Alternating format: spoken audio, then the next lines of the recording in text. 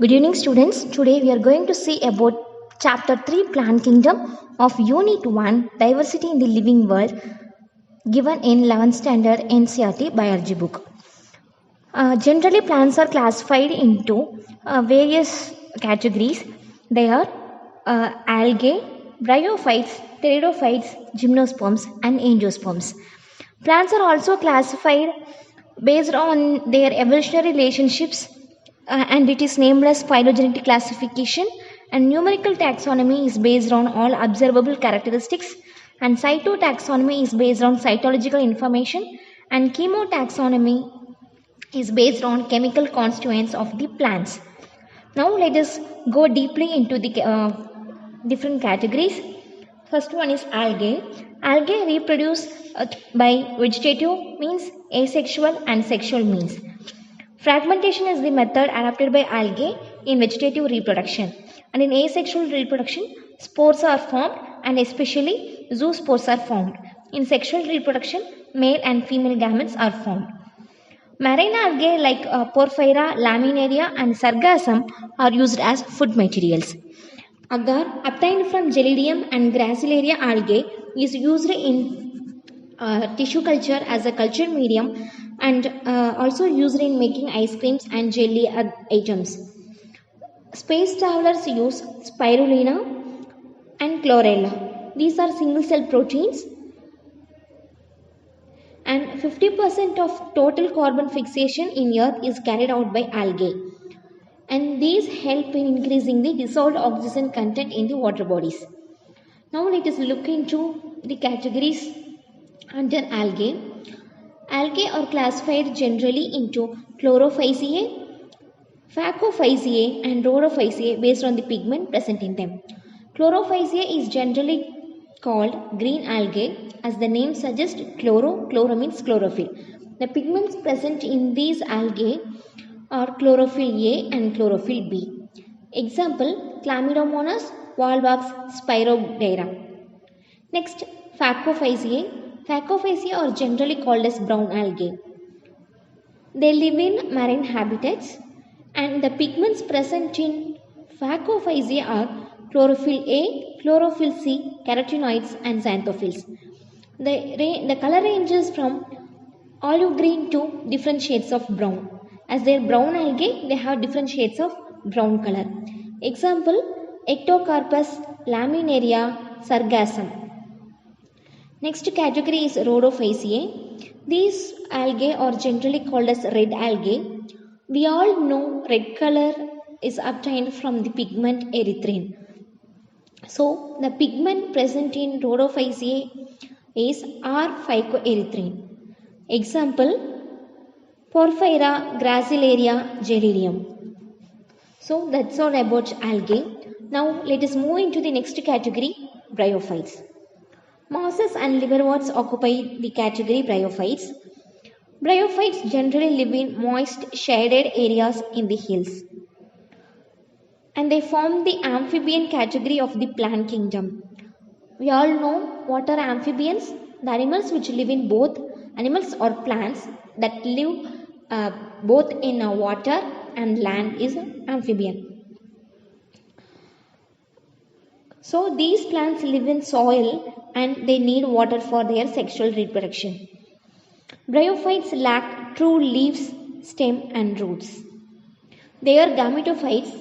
We all know what is gamete. These are the reproductive cells, right? So these bryophytes produce male antheridium and female archegonium. So antheridium and archegonium are the male and female gametes, and anthrozoids are produced from antheridium and archegonium produce a single egg.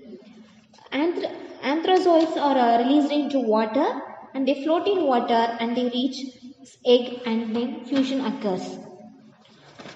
And sphagnum is used as peat, and some mosses are used as food for herbaceous animals. So from this we can conclude that the commercial importance of bryophytes is very less.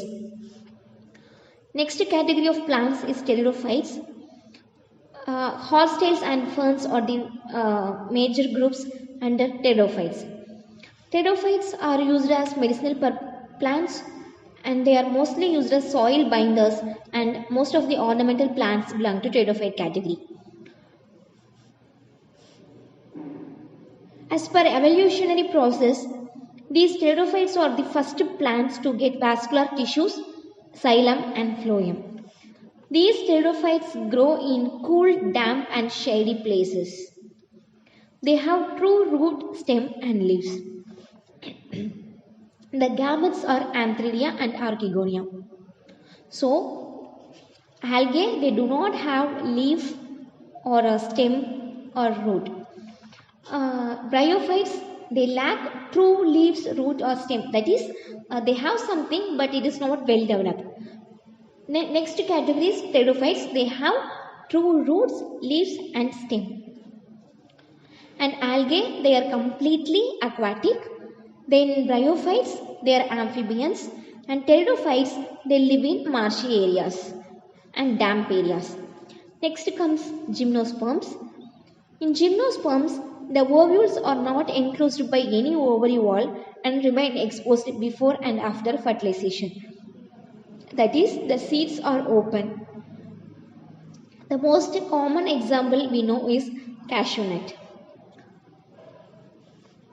Cycas is an example of gymnosperm and its stem is unbranched, while in Pinus and Cedrus the stem is branched.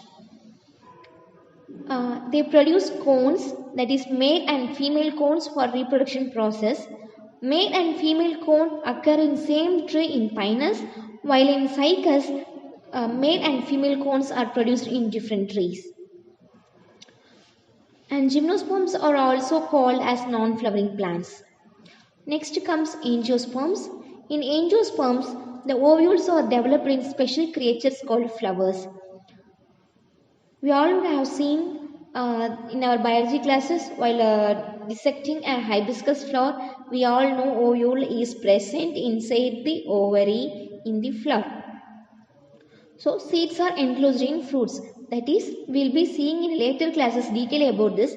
Now let us have a short look into it. That is, when a flower develops, the flower is developed into fruit, or especially the ovary part, the ovary is developed into fruit, while the ovule enclosed in the ovary is developed into seed. We will be dealing this detailing in the plant morphology and in plant reproduction classes.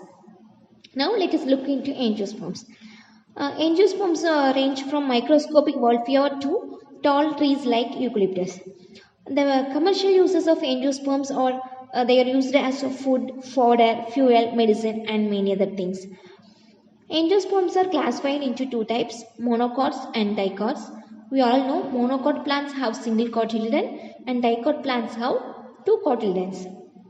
Example of monocot is a simple example. We all know it's a grass. And in dicot plant, they have taproot system. Example, mango tree, rose plant, etc. And we will be dealing about this difference between monocots and dicots, then vascular tissues, leaf system, everything in plant morphology. Hope this video is useful to you. Please subscribe to our channel and share this video to your friends.